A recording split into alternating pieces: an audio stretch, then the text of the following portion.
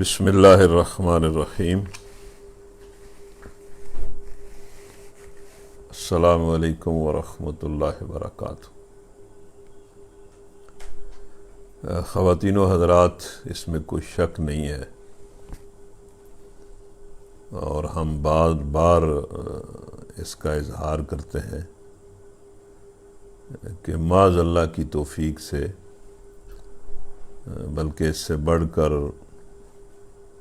اس کے فضل اور اس کی رحمت سے ہم روزانہ اس طرح اکٹھے ہوتے ہیں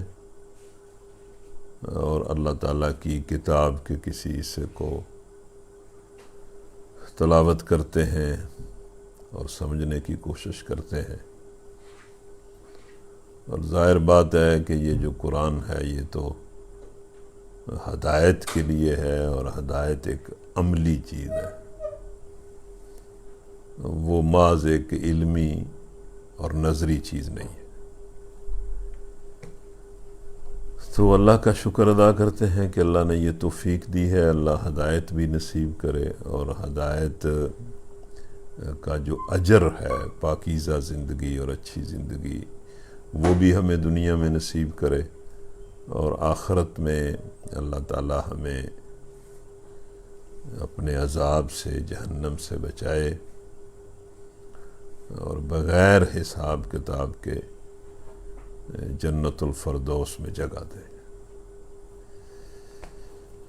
تو ہم سب آغاز میں اللہ کی حمد و ثنا کہتے ہیں، اس کا شکر ادا کرتے ہیں،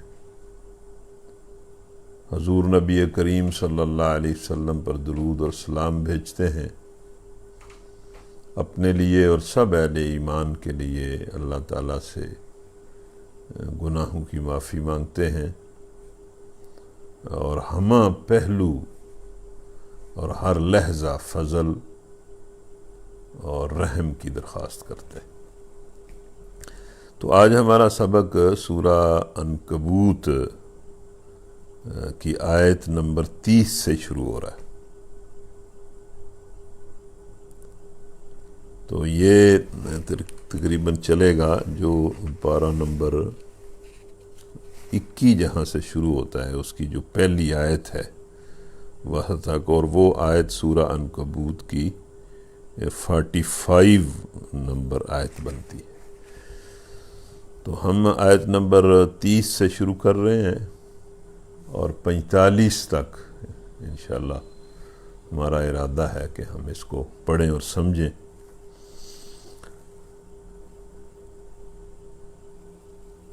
بس یہ گزارش تو میں تقریباً روزانہ ہی کرتا ہوں اور کرتا رہوں گا کہ جو لوگ اس پروگرام میں شریک ہوتے ہیں وہ بہت اچھی نیت اور ارادے کے ساتھ شریک ہوں، اس لیے کہ اعمال کا دار و مدار نیت پر ہوتا ہے، اور اچھی نیت سے مراد یہ ہے کہ وہ قرآن کو سمجھنے اور اس کے درس کو اختیار کرنے کے لیے شریک ہوں، اور پھر بڑے ادب سے اور بڑے احترام سے اور بڑی توجہ سے درس کو سنا کریں، اور پھر یہ کوشش بھی کیا کریں، یہ میں آغاز میں بھی بات کرتا ہوں اور درمیان میں بھی کرتا رہتا ہوں، کہ دوسرے لوگوں کو بھی اس میں شرکت کی دعوت دیں، بلکہ یہ کوشش کریں کہ وہ پریکٹیکلی آپ کے کہنے پر اس میں شریک ہوا کریں۔ ایسے لوگ تلاش کریں جو اپنے گھروں میں بیٹھ کر اس درس کو سنیں۔ اب تو رمضان گزرتا جا رہا ہے، اس کی بھی ساتھ ساتھ ضرور کوشش کریں۔ اعوذ باللہ من الشیطان الرجیم، بسم اللہ الرحمن الرحیم۔ قال رب انصرنی علی القوم المفسدین۔ وَلَمَّا جَاءَتْ رُسُلُنَا إِبْرَاهِيمَ بِالْبُشْرَى قَالُوا إِنَّا مُهْلِكُو أَهْلِ هَٰذِهِ الْقَرْيَةِ إِنَّ أَهْلَهَا كَانُوا ظَالِمِينَ۔ قال إن فيها لوطا قالوا نحن أعلم بمن فيها لننجينه وأهله إلا امرأته كانت من الغابرين ولما أن جاءت رسلنا لوطا سيء بهم وضاق بهم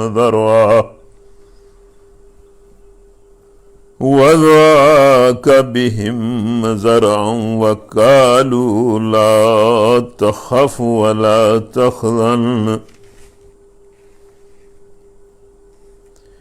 إنا منجوك وأهلك إلا امرأتك كانت من الغابرين إنا منزلون على أهل هذه القرية رجزا من السماء بما كانوا يفسقون ولقد تركنا منها آية بينة لقوم يعقلون وإلى مدين أخاهم شعيبا فقال يا قوم اعبدوا الله وارجوا اليوم الآخر ولا تأسوا في الأرض مفسدين فكذبوه فأخذتهم الرجفة فأصبحوا في دارهم جاثمين وعادا وثمود وقد تبين لكم من مساكنهم وزين لهم الشيطان أعمالهم فصدهم عن السبيل وكانوا مستبصرين وزين لهم الشيطان أعمالهم فصدهم عن السبيل وكانوا مستبصرين وقارون وفرعون وهامان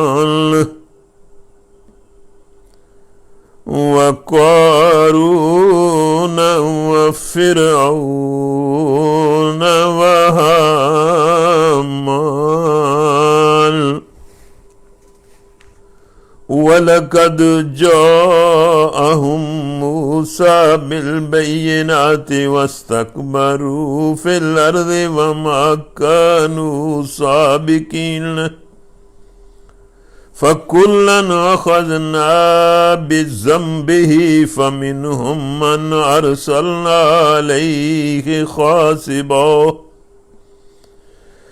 ومنهم من أخذته الصيحة ومنهم من خسفنا به الأرض ومنهم من أغرقنا وما كان الله ليظلمهم ولكن كانوا أنفسهم يظلمون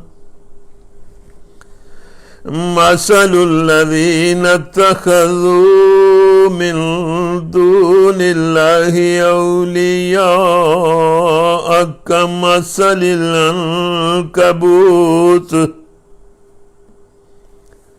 كمثل العنكبوت اتخذت بيتا إن أوهن البيوت لبيت العنكبوت لو كانوا يعلمون لو كانوا يعلمون لو كانوا يعلمون إن الله يعلم ما يدعون من دونه من شيء وهو العزيز الحكيم وتلك الأمثال نضربها للناس وما يعقلها إلا العالمون خلق الله السماوات والأرض بالحق إن في ذلك لآيات للمؤمنين اتلوا ما أوحي إليك من الكتاب وأقم الصلاة إن الصلاة تنهى عن الفحشاء والمنكر ولذكر الله أكبر والله يعلم ما تصنعون صدق اللہ العظیم۔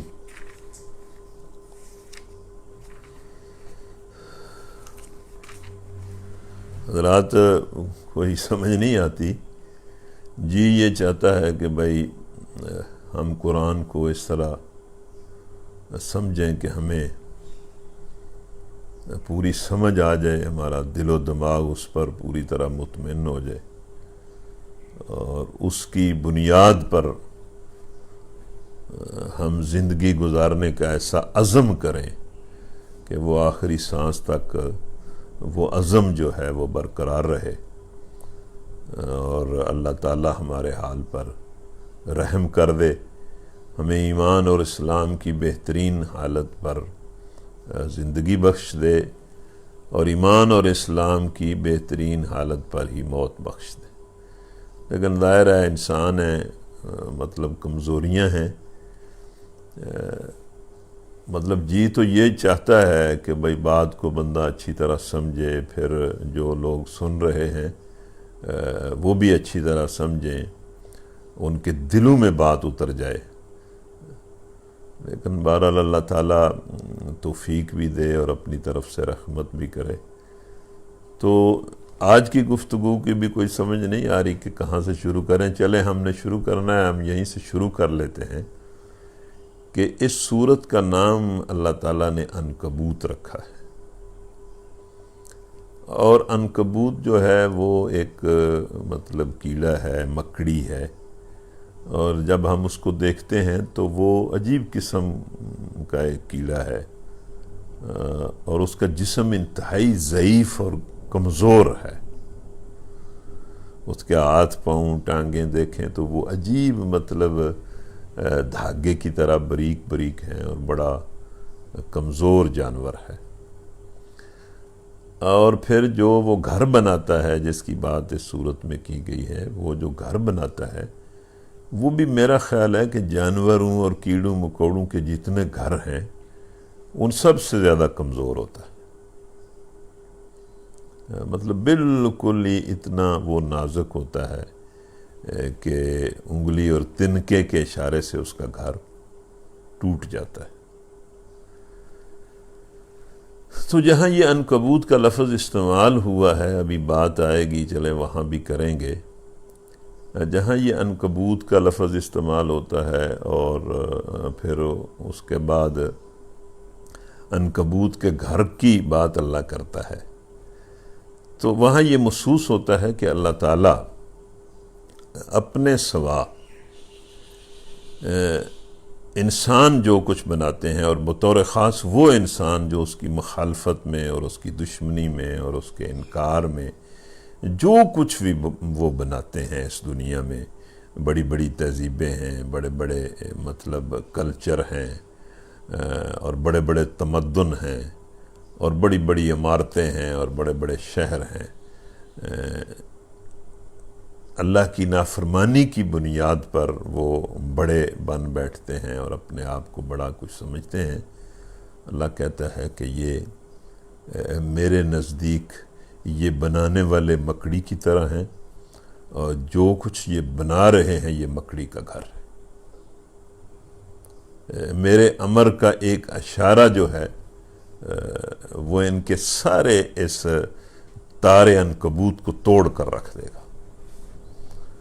اور یہ بات بھی بالکل درست ہے، حقیقت ہے کہ یہ ایسا ہی ہے۔ انسان کی زندگی، فرد کی زندگی ہو یا قوم کی زندگی ہو، یہ کچھ بھی نہیں ہے۔ زندگی کی اس نے ایک اجل مقرر کی ہے، ایک مقصد مقرر کیا ہے اور ایک اجل مقرر کی ہے۔ مقصد تو ایمان ہے، اور ایمان کی بنیاد پر اللہ کے بتائے ہوئے ضابطے کے مطابق عمل صالح، اور اجل جو ہے مقرر کی ہے۔ اس کے دو مفہوم علماء بیان کرتے ہیں کہ ایک اجل سے مراد مدت ہے کہ اللہ تعالیٰ نے ہر کسی کو امتحان اور آزمائش کے لیے ایک مدت دی ہے، اور افراد کی مدت کو دیکھیں تو یہ مطلب بہت تھوڑی مدت ہے۔ میں جس گاؤں میں رہتا ہوں، میں کئی مرتبہ سوچتا ہوں کہ یہ گاؤں جو ہے یہ 1901 میں آباد ہوا تھا، اور جن لوگوں نے اس گاؤں کو، اس زمین کو آ کر آباد کیا تھا، ان میں سے کوئی مرد اور عورت باقی نہیں ہے۔ وہ ساری نسل ختم ہو گئی ہے، اور ان کی جو اولاد تھی وہ بھی ساری ختم ہو گئی ہے۔ ہمارے گاؤں میں کوئی ایک آدھ بندہ ہو تو ہو، ان کی بھی جو اولاد تھی وہ ساری کی ساری ختم ہو گئی، یعنی دو نسلیں ٹوٹل مکمل ختم ہو گئی۔ اور یہ جو تیسری نسل ہے، جو ہماری نسل ہے، اس میں بھی جب ہم اپنے گاؤں کا، اپنے دیہات کا حساب لگاتے ہیں تو مطلب تقریباً نصف جو ہے وہ یہ تیسری جنریشن بھی جو ہے وہ چلی گئی، اور اب نیچے سے چوتھی جنریشن جو آ رہی ہے، جو ہمارے بچے ہیں، تو دیکھیں نا کہ 1901 میں آباد ہونے والی جو بستی ہے اب 2020 ہے، 120 سال ہوئے ہیں، تو دو نسلیں مکمل طور پر ختم ہو گئی ہیں، اور تیسری نسل جو ہے وہ آدھی ختم ہو گئی۔ تو پھر کیا مطلب ایک بندے کی جو زندگی ہے وہ کیا ہے، کتنی ہے؟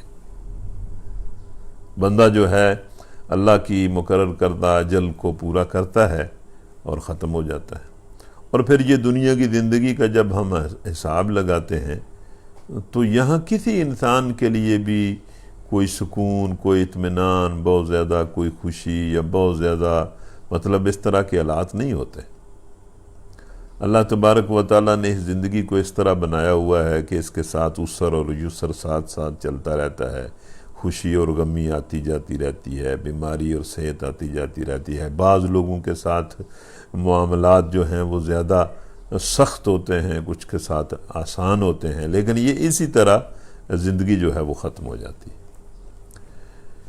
لیکن ایک دوسری اجل کی بات بھی اللہ کرتا ہے۔ علماء نے لکھا ہے کہ قوموں کے معاملے میں اللہ تعالیٰ کی جو اجل ہے وہ مدت نہیں ہے،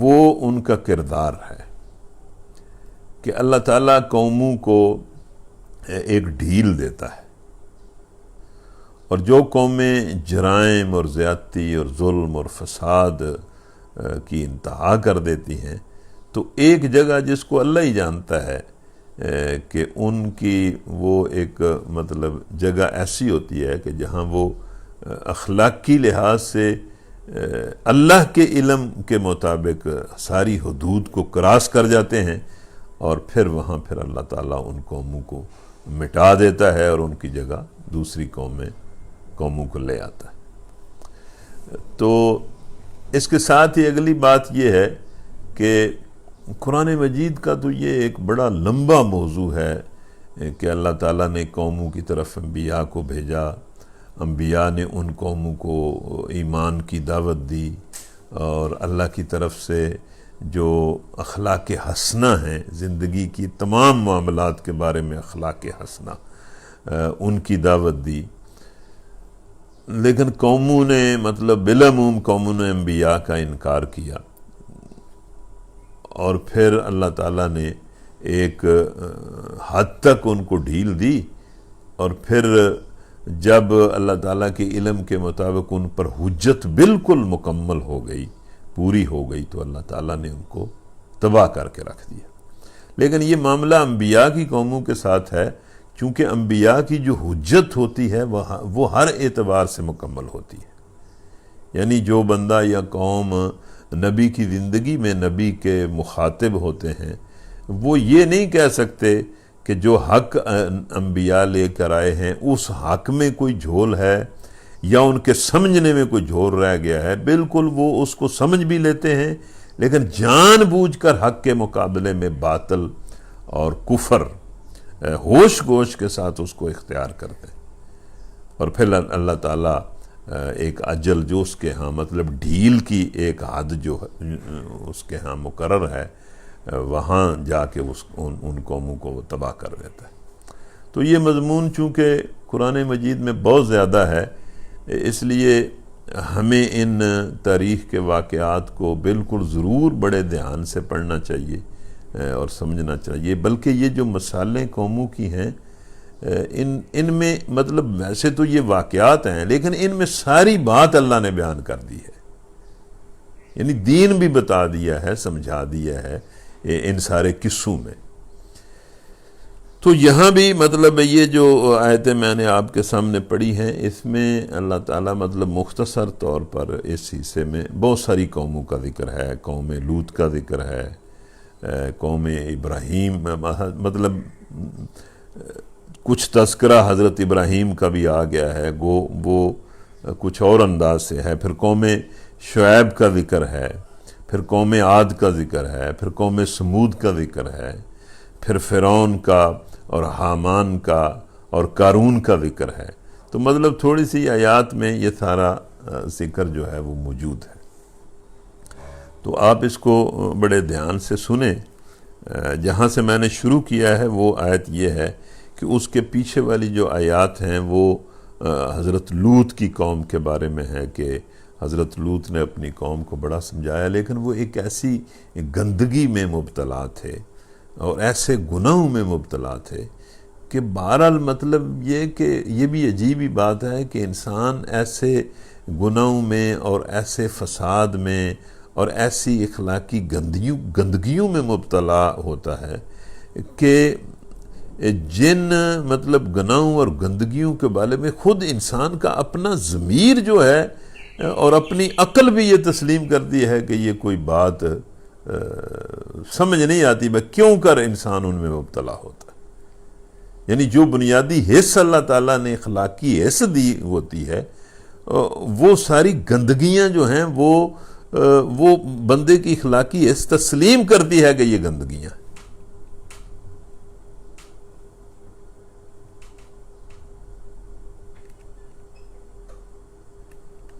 تو اس کے باوجود لوگ گناہوں میں مبتلا ہوتے ہیں،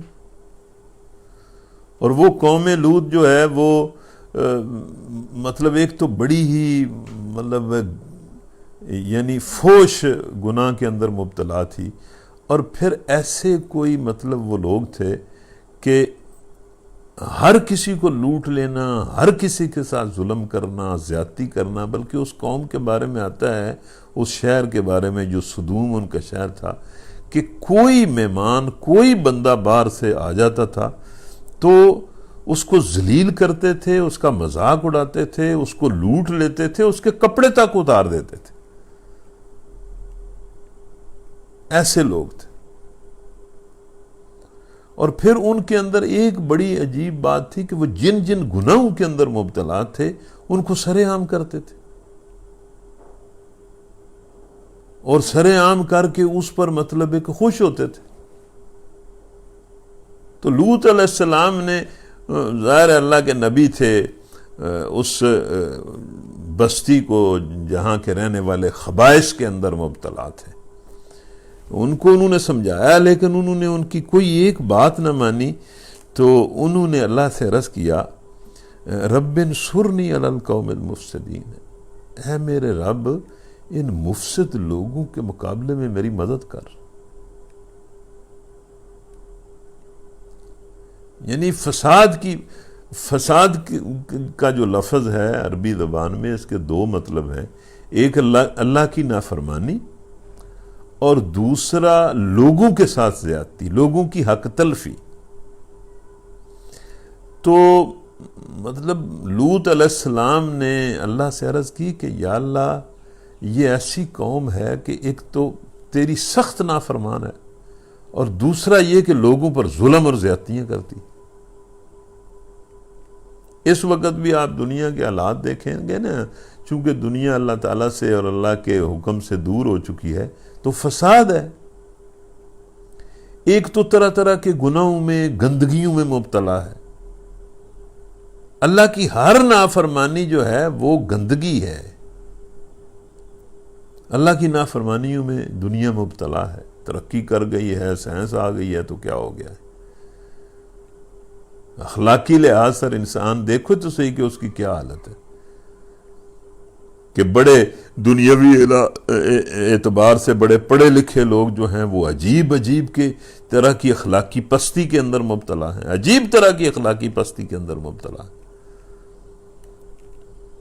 اور پھر لوگوں پر ظلم کرنا، مطلب ظلم کی انتہا ہے۔ کورونا وائرس سے تو مطلب ہے کہ لوگ مر رہے ہیں، لیکن لوگوں نے تو پچھلے ایک عرصے سے ایک دوسرے کو جتنا مارا ہے، جتنا ظلم کیا ہے، اور جس طرح مارا ہے، جس طرح انسانوں کو جلایا ہے، وہ تو حد ہے۔ اور پھر اس وائرس کے بارے میں بھی خود کہتے ہیں کہ یہ مطلب ہمارا اپنا بنایا ہوا ہے، یعنی یہ بھی ہم نے ہی اس کو تیار کیا ہے انسانوں کو مارنے کے لیے۔ مطلب اس کے بارے میں تو ساری یہ بحث چلتی ہے۔ تو مطلب یہ کہ انسان بھی حد کر دیتا ہے۔ تو لوط علیہ السلام نے کہا کہ یا اللہ ان مفسد لوگوں کے مقابلے میں میری مدد کر۔ اس کے ساتھ پھر وہ مدد کا جو واقعہ ہے وہ شروع ہو جاتا ہے، اور وہ اس طرح ہے کہ جب ہمارے بھیجے ہوئے فرشتے ابراہیم کے پاس بشارت لے کر پہنچے۔ اب دیکھیں نا، وہ لوط علیہ السلام کی تباہی جو ہے وہ شروع کہاں سے ہوتی ہے، کہ اللہ تعالیٰ نے فرشتوں کو بھیجا اپنے نبی ابراہیم علیہ السلام کے پاس، جو بالکل قوم لوط کے بالکل ساتھ ہی، یعنی چند میل کے فاصلے پر، جہاں یہ سدوم شہر تھا اس کے چند میل کے فاصلے پر ابراہیم علیہ السلام رہتے تھے۔ حبرون نامی شہر تھا، وہاں پر وہ رہتے تھے، جس کا نام پتہ نہیں اب جو ہے وہ ابو الخلیل ہے یا اس طرح کا شہر ہے اس علاقے کا۔ تو وہاں پر فرشتے جو ہے وہ ابراہیم علیہ السلام کے پاس آئے، اور قرآن کہتا ہے کہ بشارت لے کر پہنچے۔ اب یہاں تو بات مختصر ہے، لیکن سورہ ہود میں یہ آتا ہے کہ جب ہم نے اپنے فرشتوں کو ابراہیم علیہ السلام کے پاس بھیجا، تو وہ نہ سمجھ سکے کہ یہ فرشتے ہیں، انسانی شکل میں فرشتے تھے۔ انہوں نے ان سے نہ پوچھا نہ ان سے بات کی، وہ اندر گئے، اور مطلب بڑے مہمان نواز تھے ابراہیم علیہ السلام۔ مہمان نوازی بھی ایک بڑی زبردست چیز ہے، اللہ تعالیٰ یہ توفیق جس کو دے یہ بہت زبردست توفیق ہے۔ مہمانوں سے گھبرانا، مہمانوں سے بھاگنا، مہمان آ جائیں تو آسان خطا ہو جانا، اور مہمان آ جائیں تو فکر میں پڑ جانا کہ کیا کرنا ہے، یہ کوئی بات نہیں ہے۔ جن لوگوں کو اللہ تعالیٰ نے آسودگی دی ہے، انہیں بڑے شوق سے مہمانوں کو سنبھالنا چاہیے اور مہمان نوازی کرنی چاہیے، بڑے شوق سے۔ انسانی معاشرت میں یہ بہت اچھا ایک عادت ہے کہ بندہ مہمانوں کی خدمت کرے۔ اور نبی صلی اللہ علیہ وسلم نے بھی اس کی بڑی تلقین کی. اور جن گھروں کو اللہ تبارک و تعالیٰ نے مہمانوں کی خدمت کی عادت دی ہے، میں کہتا ہوں کہ وہ بہت ہی اچھے گھر ہیں. اللہ تعالیٰ ہمیں بھی توفیق دے کہ ہم بھی مہمانوں کی خدمت کریں. یہ حضرت ابراہیم علیہ السلام کے بارے میں تو آتا ہے کہ یہ تو مطلب ہے کہ پکڑ پکڑ کر بندوں کو لے آتے تھے اور اپنے دسترخوان پر بٹھا کر اپنے ساتھ کھانا کھلاتے تھے. اکیلے کھانا ہی نہیں کھاتے تھے، مہمان کے بغیر کھانا ہی نہیں کھاتے تھے. تو انہوں نے جب دیکھا کہ یہ مہمان آ گئے ہیں تو وہ اندر گئے، اور قرآن کہتا ہے کہ بھنا ہوا بچھڑا لے کر آ گئے. مطلب پورا ایک جانور، بچھڑا تو ایک اچھا خاصا جانور ہوتا ہے. پتہ نہیں کتنا ان کا سسٹم تھا اس وقت مہمان نوازی کا کہ وہ بھنا ہوا بچھڑا فوراً لے آئے. ہم سے تو تھوڑا سا سالن اور 2-4 روٹیاں نہیں بنتی، ہم گھبرا جاتے ہیں، اور وہ بھنا ہوا بچھڑا لے کر آ گئے. لیکن جب انہوں نے دیکھا کہ بھئی یہ مہمان جو ہیں یہ تو کھاتے نہیں ہیں، تو پھر انہیں ایک خوف تو یہ لاحق ہوا کہ بھئی ہو سکتا ہے یہ کوئی ڈاکو ٹائپ ہوں اور یہ کوئی مطلب نقصان کرنے کے لیے نہ آئے ہوں. اور دوسرا ان کے اندر یہ بھی خیال آیا ہے، جس خیال کی زیادہ تائید جو ہے وہ مفسرین نے کی ہے، انہیں خیال آیا کہ یہ تو ہو سکتا ہے فرشتے ہوں. اور پھر وہ اس وجہ سے بھی ڈر گئے کہ فرشتے تو جب انسانی شکل میں آتے ہیں تو وہ تو کسی بڑی مہم کے لیے آتے ہیں، اور خاص طور پر قوموں کو تباہ کرنے کے لیے اللہ ان کو بھیجتا ہے.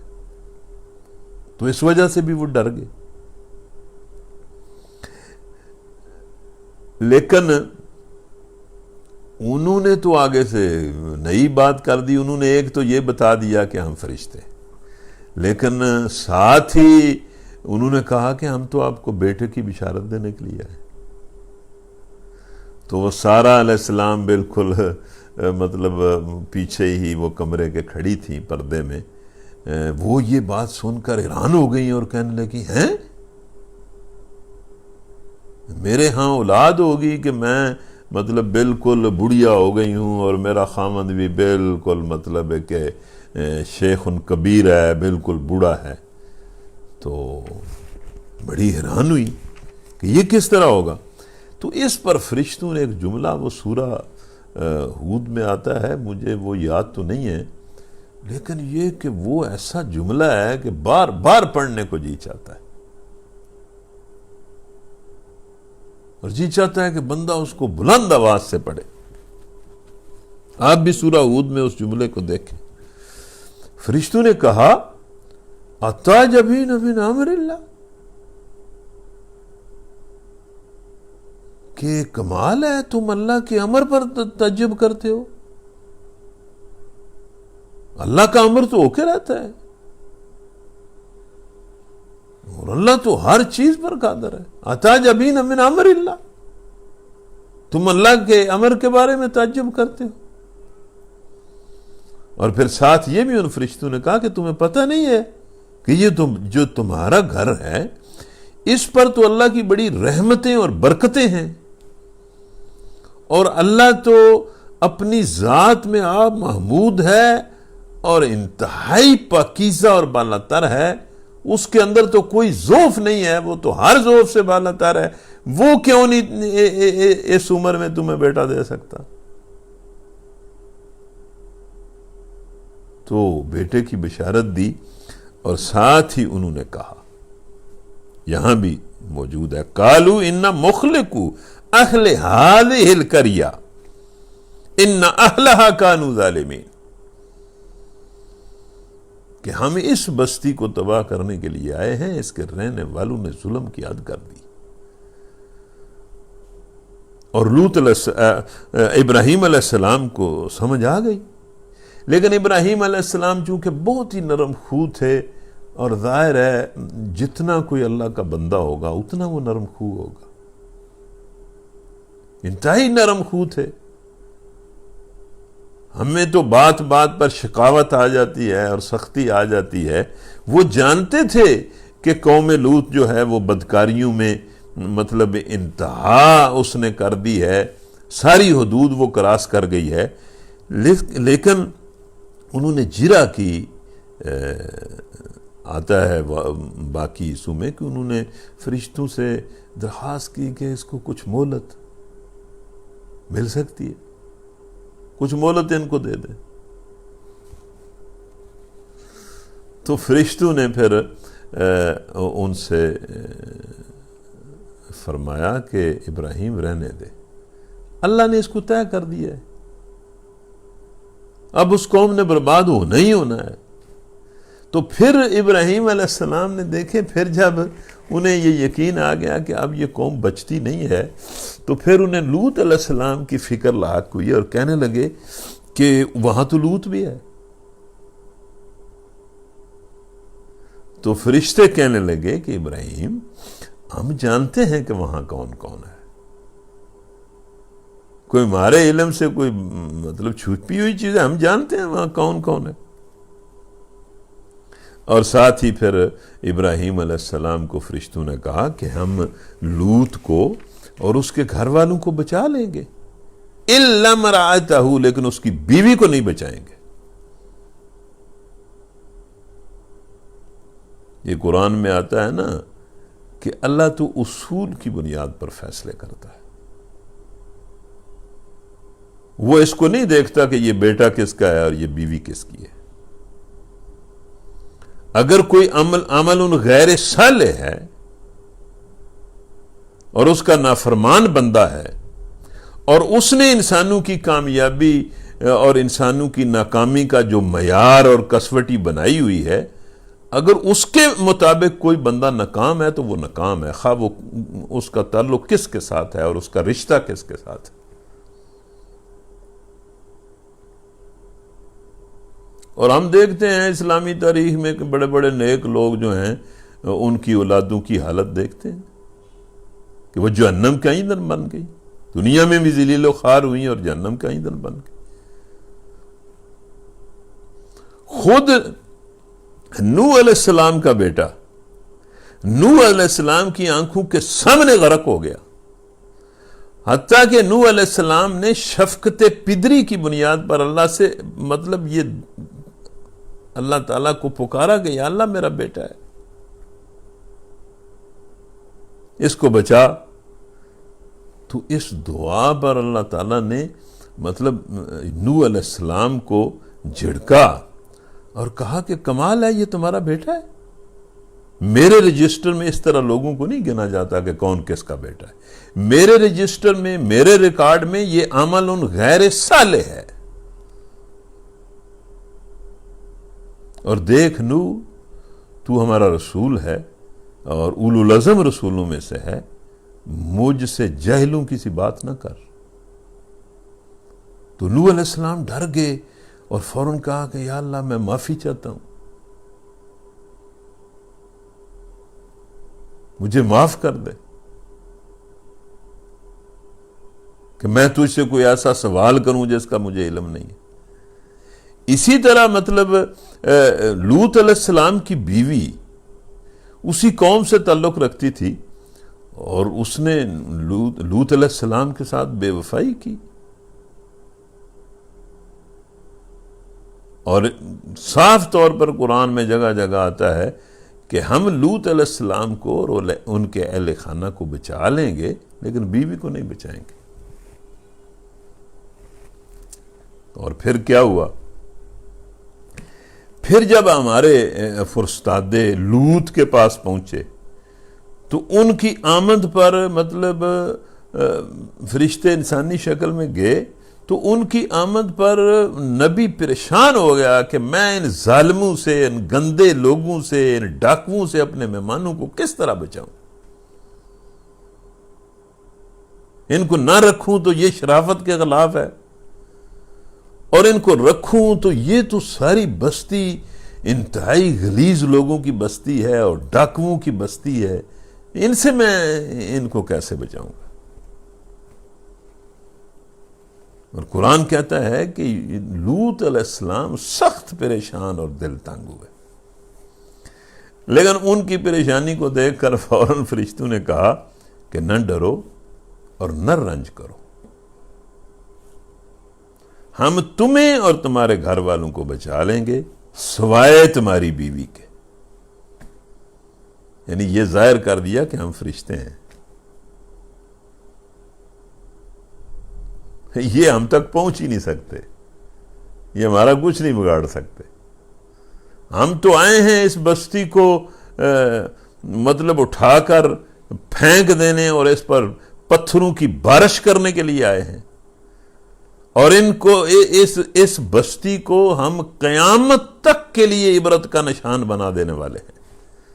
اور آج بھی وہ جگہ بحر مردار کہلاتی ہے، اور محققین کا خیال یہ ہے کہ اس سمندر کے نیچے یہ آثار موجود ہیں کہ یہاں پہلے کوئی بستی تھی، اور اس بستی کو اللہ تعالیٰ نے پہلے برباد کیا، اس پر پتھر برسائے اور پھر اس کو زمین کے اندر دنسا دیا اور اس کے اوپر پانی پھیر دیا۔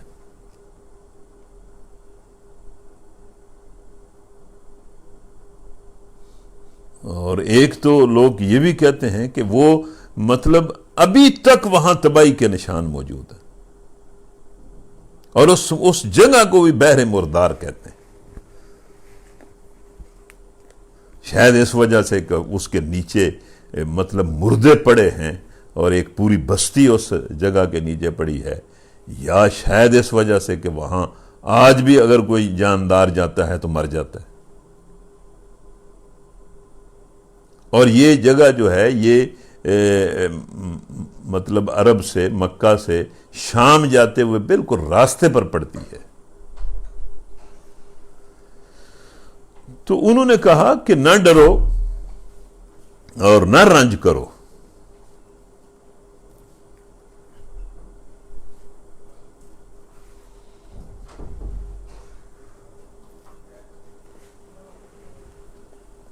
ہم ان کو تباہ و برباد کر دیں گے اور تمہارے اہل خانہ کو، تمہیں اور تمہارے اہل خانہ کو بچا لیں گے، لیکن تمہاری بیوی نہیں بچے گی۔ ہم اس بستی کے لوگوں پر آسمان سے عذاب نازل کرنے والے ہیں اس فسق کی بدولت جو یہ کرتے رہے۔ لیکن یہ جو فسق ہے اس کا مطلب ہے اللہ کے قانون کو توڑنا۔ اللہ تعالیٰ نے انسانوں کو زندگی گزارنے کے لیے یہ جو دنیا دی ہے اور دنیا کے اندر زندگی دی ہے اور زندگی کی جو مہلت دی ہے، اس میں اللہ تعالیٰ نے اپنی طرف سے ایک پورا زندگی کا ضابطہ، مقصد بھی دیا ہے، ضابطہ بھی دیا ہے۔ اس ضابطے کو توڑنا فسق ہے،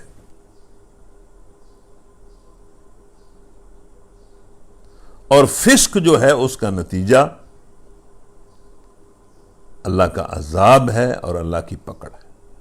یہ ٹھیک ہے اس کے پکڑ کی اصل جگہ اور اس کے بدلے کی اصل جگہ اس نے بتائی ہے کہ آخرت ہے، لیکن یہاں بھی وہ انسانوں کو اس فسق کی بنیاد پر پکڑ لیتا ہے۔ اس لیے ہمیں یہ سوچنا چاہیے کہ اللہ کی نافرمانی سے بچیں۔ اللہ نے جو اخلاق کا، معاشرت کا، معیشت کا، سیاست کا، انفرادی زندگی کا جو ضابطہ دیا ہے، جو عبادات کا ضابطہ دیا ہے، اس کو توڑنے سے ہم بچیں، ورنہ ہم سزا سے دوچار ہو جائیں گے، عذاب سے دوچار ہو جائیں گے۔ تو فرشتوں نے کہا کہ اس فسق کی بدولت ہم تو اس بستی کو برباد کرنے کے لیے آئے۔ اور پھر ان فرشتوں نے بھی کہا کہ ہم نے اس بستی کی ایک کھلی نشانی چھوڑ دی ہے ان لوگوں کے لیے جو عقل سے کام لیتے ہیں، مطلب اب بھی وہاں تباہی کے آثار موجود ہیں، اور جا کر انہوں نے تباہ کر دیا۔ اس کے بعد پھر ایک اگلی قوم کا اور 2-3 قوموں کا ذکر آتا ہے۔ وَإِلَى مَدْيَنَ أَخَاهُمْ شُعَيْبًا فَقَالَ يَا قَوْمِ اعْبُدُوا اللَّهَ وَارْجُوا الْيَوْمَ الْآخِرَ وَلَا تَعْثَوْا فِي الْأَرْضِ مُفْسِدِينَ فَكَذَّبُوهُ فَأَخَذَتْهُمُ الرَّجْفَةُ فَأَصْبَحُوا فِي دَارِهِمْ جَاثِمِينَ اور مدین کی طرف ہم نے ان کے بھائی شعیب کو بھیجا. یہ ایک اور قوم ہے، ان کو مدین والے کہتے ہیں. ان کی طرف ہم نے شعیب علیہ السلام کو بھیجا. اس نے کہا اے میری قوم کے لوگوں. دیکھیں یہ 3 لفظ ہیں، یہ انبیاء کی دعوت ہے اور بالکل ٹھیک دعوت ہے، 100% حق ہے. آپ جتنے سننے والے ہیں غور سے سنیں. مطلب یہ دعوت صرف ان لوگوں کے لیے نہیں تھی جن کو شعیب علیہ السلام پکار رہے ہیں، بلکہ یہ دنیا کے ہر انسان کے لیے اللہ کی دعوت ہے. اور ہر نبی نے یہی دعوت دی ہے اور ہر کتاب نے یہی دعوت دی. آپ بھی سن لیں اور اس دعوت کا جواب جو آپ نے دینا ہے وہ دے رہے ہیں، لیکن اس درس کو سنتے ہوئے بھی اس کا جواب دیں. انہوں نے کہا ہے میری قوم کے لوگوں اللہ کی بندگی کرو. مطلب جو مقصد زندگی اور جو ضابطہ زندگی اس نے انبیاء کے ذریعے تمہیں دیا ہے، اس کے مطابق اس کی غلامانہ اطاعت کرو. اور روز آخر کے امیدوار رہو. مطلب اس کا مطلب یہ ہے کہ ایک تو آخرت پر یقین رکھو کہ اس بندگی کرنے کا اجر تمہیں آخرت میں ملے گا. آخرت پر یقین رکھو اور وہاں ہی تمہیں اس کا اجر ملے گا، اس کے امیدوار رہو. ظاہر ہے انبیاء کی دعوت جو ہے اور اسلام تو سارے کا سارا عقیدہ آخرت پر ہے، نظریہ آخرت پر ہے کہ اللہ تعالیٰ نے جو زندگی کا مقصد متعین کیا ہے اس کو اختیار کر لو، جو ضابطہ دیا ہے اس کے مطابق عمل کرو، اور اس کا جو نتیجہ ہے دنیا میں بھی تمہیں ہم اچھی زندگی دیں گے. ظاہر ہے بندگی، اللہ کی بندگی تو بڑی پاکیزگی پاک چیز ہے اور عدل پر مبنی ہے. تمہیں عدل اور امن اور پاکیزگی حاصل ہوگی دنیا میں بھی، لیکن اس کا اصل بدلہ جو ہے وہ آخرت میں ملے گا. فسق کرنے والوں کو بھی آخرت میں ہی ملے گا اور بندگی کرنے والوں کو بھی آخرت میں ہی ملے گا. اور تیسری بات یہ کہی کہ زمین میں مفسد بن کر زیادتیاں نہ کرو، یعنی نہ اللہ کی نافرمانی کرو اور نہ لوگوں پر زیادتیاں کرو. مگر انہوں نے اسے جھٹلا دیا شعیب علیہ السلام کو. آخر کار ایک سخت زلزلے نے انہیں آ لیا اور وہ اپنے گھروں میں پڑے رہ گئے. ایک زلزلہ آیا اور اس پوری قوم کو اللہ تعالیٰ نے تباہ کر دیا. اس کے بعد پھر اللہ دیکھیں کس طرح اللہ نے اختصار کے ساتھ بات کی ہے اور کتنی جامع بات ہے. وَعَادًا وَثَمُودًا وَقَدْ تَبَيَّنَ لَكُم مِّن مَّسَاكِنِهِمْ وَزَيَّنَ لَهُمُ الشَّيْطَانُ أَعْمَالَهُمْ فَصَدَّهُمْ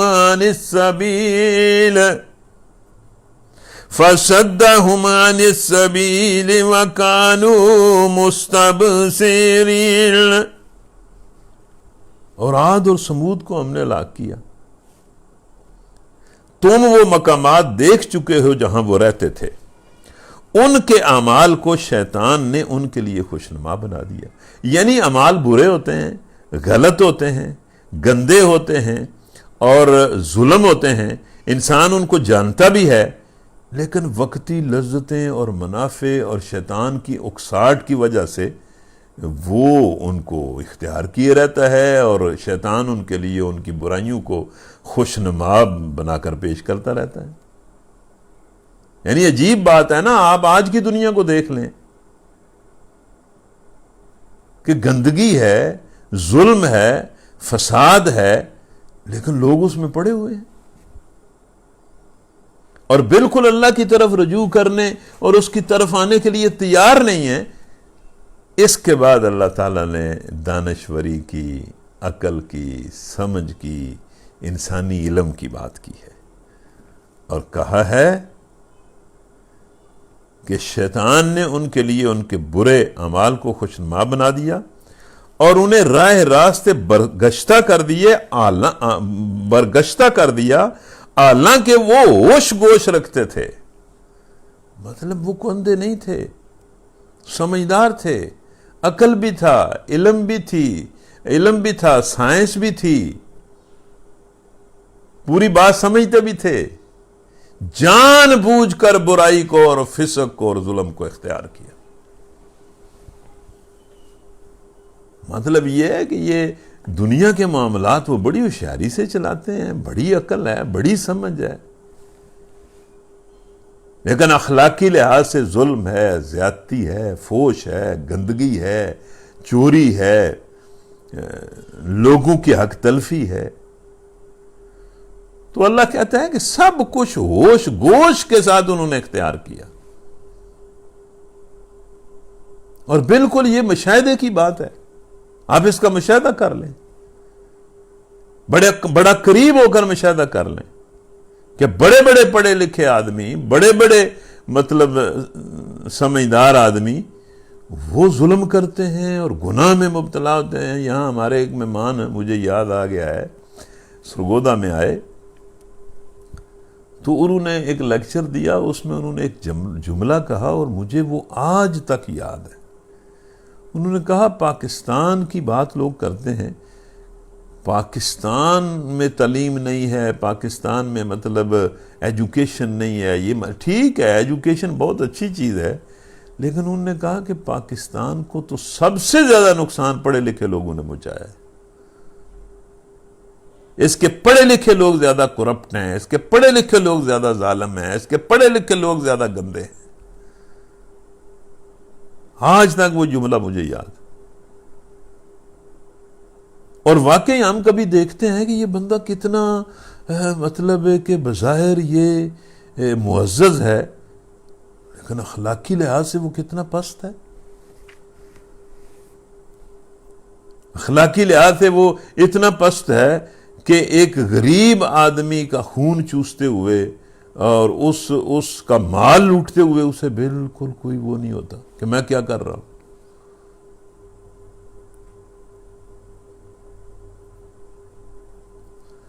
तो अल्लाह ने फरमाया कि ये होश गोश रखने वाले लोग थे। कोई मतलब ऐसा तो नहीं था कि भाई ये इनको समझ नहीं थी। इसीलिए अल्लाह ने जहन्नम बनाई है और इसीलिए अल्लाह ने जन्नत बनाई है। जिसने अल्लाह के ज़ाब्ते को इख्तियार करना है, उसने इस दुनिया के माहौल के बावजूद हक की बुनियाद पर उस हक को इख्तियार करना है और उसके लिए सब्र की कीमत अदा करनी है। सब्र करना है, उसकी कीमत अदा करनी है सब्र की जरूरत में, तो फिर उसने जन्नत में जाना है। और जिसने मतलब जहन्नम में जाना है उसको सारा कुछ पता है, उसने वो पते के बावजूद वो सारा फिसक करता है और सारी गंदगी में मुब्तला होता है।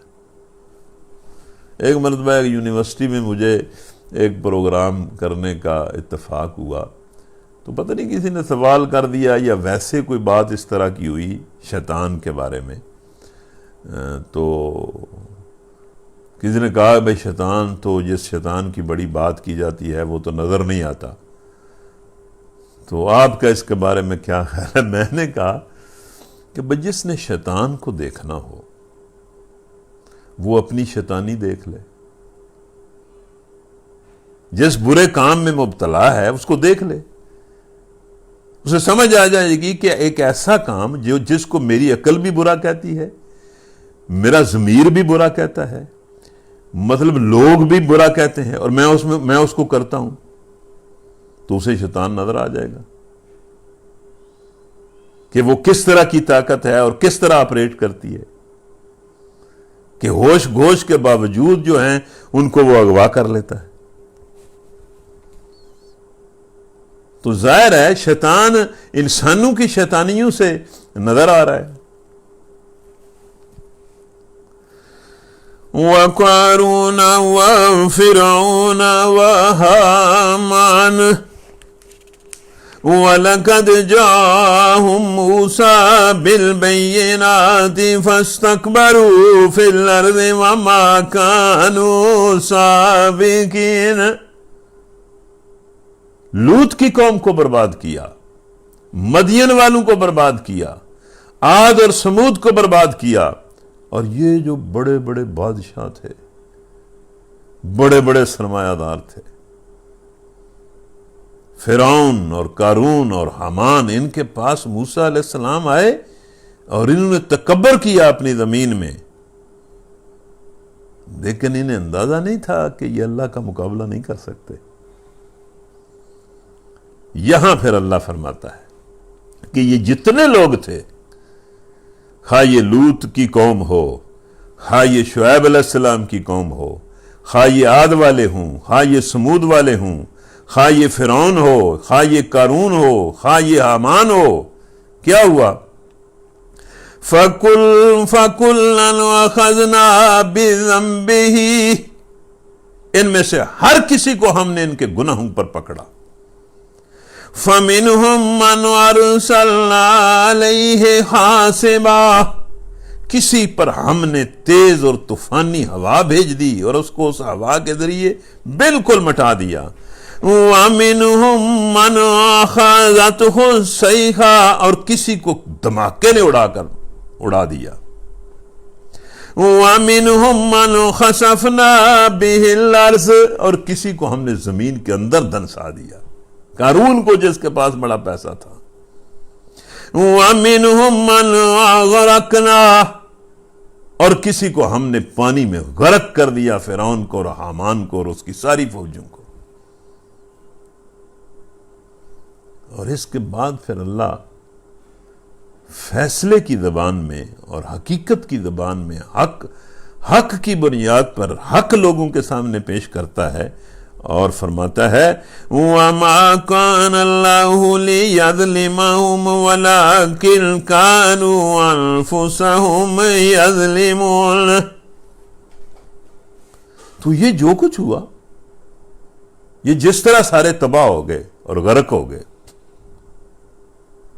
یہ ہم نے تو کسی پر، اللہ کہتا ہے کہ اللہ نے تو کسی پر ظلم نہیں کیا، خود انہوں نے اپنے آپ پر ظلم کیا، خود تباہی کا شکار ہوئے۔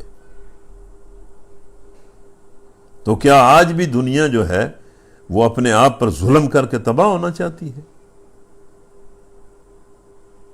یہاں ٹھہر کر میں امت مسلمہ اور امت مسلمہ کے نوجوانوں کو کہتا ہوں کہ ہوش کرو، اپنے آپ کو بھی بچاؤ اور دنیا کو بھی بچاؤ، اپنے فرض کو پورا کرو، نبی صلی اللہ علیہ وسلم کی اتباع میں شہادت حق کا فرض پورا کرو۔ یہ دنیا فسق اور فجور اور ظلم کے پاس کیوں رہے، یہ عدل کے پاس اور حق کے پاس کیوں نہ آئے؟ کیوں تو جن لوگوں کو اللہ تعالیٰ نے اس لیے اٹھایا تھا کہ دنیا میں انہوں نے حق کا جھنڈا بلند کرنا ہے اور عدل کو قائم کرنا ہے، وہ خود ہی اپنے گھروں میں بدرا اور ظالم بن کر بیٹھ گئے ہیں۔ اس کے بعد پھر وہ بات ہے، اتنی عبرت ہے اس میں اور اتنا ڈر ہے اور اتنا سبق ہے۔ اللہ نے فرمایا یہ لوط والے، لوط کی قوم، اور یہ مدین والے، اور یہ عاد والے، اور یہ سمود جو پتھروں کو مطلب پہاڑوں کو کاٹ کاٹ کر مکان بناتے تھے، اور یہ فرعون جسے اپنی حکومت کا بڑا ہی تکبر تھا، اور یہ قارون جس کے خزانوں کو مطلب سینکڑوں لوگ جو ہیں، ہزاروں لوگ اس کے خزانوں کی حفاظت کرتے تھے، اور یہ حامان جو پتہ نہیں فرعون کی فوج کا چیف آف آرمی سٹاف تھا یا کیا بڑا تھا، تو ان کو اپنی اپنی طاقت پر بڑا تکبر تھا اور بڑا غرور تھا۔ لیکن سنیں، مثل الذین اتخذوا من دون اللہ اولیاء کمثل العنکبوت، جن لوگوں نے اللہ کو چھوڑ کر کوئی اور سہارے بنائے ہیں، خواہ وہ مادی ہیں یا غیر مادی ہیں، ان کی مثال مکڑی کی طرح ہے۔ اتخذت بیتا، مکڑی گھر بناتی ہے، وَإِنَّ أَوْهَنَ الْبُيُوتِ لَبَيْتُ الْعَنكَبُوتِ، اور سنو، مکڑی کا گھر سب سے زیادہ کمزور ہوتا ہے۔ اللہ کہتا ہے یہ تہذیبیں، یہ تمدن، یہ حکومتیں، یہ کلچر، یہ فوجیں، یہ اسلحے، یہ جدید ٹیکنالوجی، یہ سب کچھ مکڑی ہے اور مکڑی کا گھر ہے۔ لو کانوا یعلمون، اگر یہ لوگ اس بات کو سمجھیں۔ ان اللہ یعلم ما یدعون من دونہ من شیء وہو العزیز الحکیم، اللہ کو چھوڑ کر کسی سہارے کو پکارنا کچھ بھی نہیں ہے۔ وَتِلْكَ الْأَمْثَالُ نَضْرِبُهَا لِلنَّاسِ وَمَا يَعْقِلُهَا إِلَّا الْعَالِمُونَ خَلَقَ السَّمَاوَاتِ وَالْأَرْضَ بِالْحَقِّ إِنَّ فِي ذَلِكَ لَآيَةً لِلْمُؤْمِنِينَ۔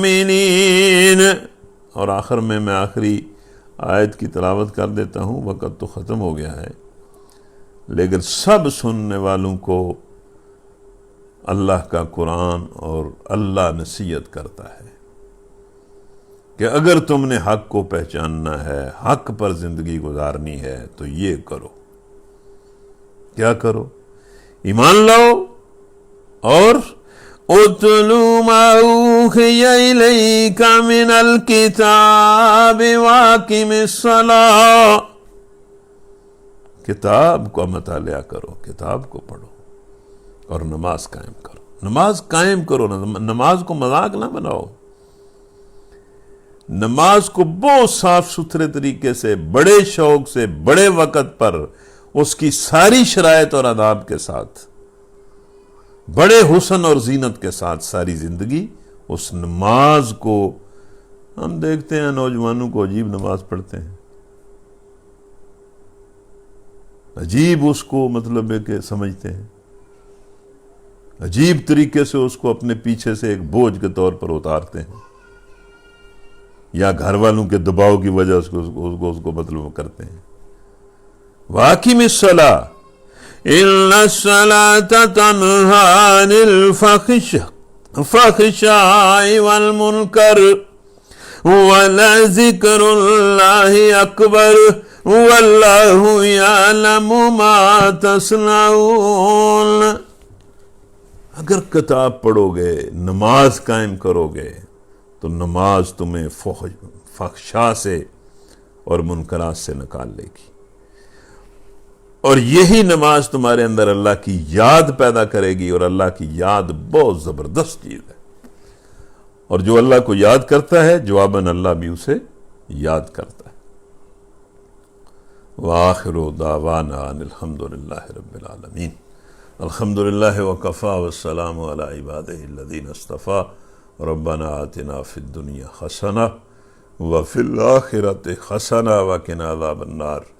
یا اللہ ہم سب کو ایمان کی دولت دے، تقوی اور صبر عطا فرما، اور یا اللہ جس حق پر تو نے اس دنیا کو، زندگی کو پیدا کیا ہے، اس حق پر زندگی دے، اس حق پر موت دے، اور یا اللہ یہ جتنے لوگ اس درس میں شامل ہیں، جس کے دل اور جس کی زبان پر جو جائز دعا ہے اس کی دعا کو قبول فرما۔ یا اللہ ہمارے بھائی اور ساتھی میاں رمضان صاحب اسلام آباد سے وہ بیمار ہیں، یا اللہ ان کو شفا عطا فرما، باقی بھی ہمارے جو ساتھی بیمار ہیں ان کو شفا عطا فرما، ہم سب پر مہربانی فرما، اور اس وبا سے بھی ہمیں نجات عطا فرما، لیکن اس نجات کے بعد ایمان اور تقوی کی زندگی عطا فرما۔ آمین۔ اللہم صلی وسلم علی نبینا محمد وعلی آلہ وصحبہ اجمعین۔